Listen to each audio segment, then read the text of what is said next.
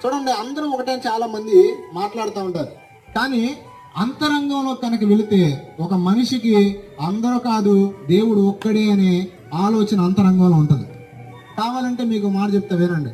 ఒకసారి ఒకడు ఏం చేశాడంటే, లారీ వెనకాల దేవతలారా దీవించండి అని రాశాడు. ఏం రాశాడు?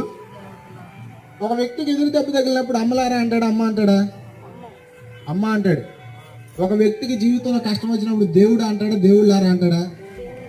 అంటే ఒరిజినాలిటీ అనేది ఎప్పుడు బయటపడింది? దెబ్బ తగిలినప్పుడు. అవునా కదా? ఖచ్చితంగా నువ్వు నమ్మినా నమ్మపోయినా ప్రతి ఒక్కరి మనస్సాక్షి ప్రతి మనిషికి ఏం చెప్తుందో తెలుసా? దేవుడు ఒక్కడే అని చెప్తుంది. ఏ మతంలోకి వెళ్ళినా, ఏ మత మూలాల్లోకి వెళ్ళినా, ఈ మతం అనే పదానికి నేను కొన్నిసారి ఆ పాంప్లెట్ రాశాను. మీలో ఇంట్రెస్ట్ ఉన్న వాళ్ళు అడిగితే నేను కింద ఇస్తాను.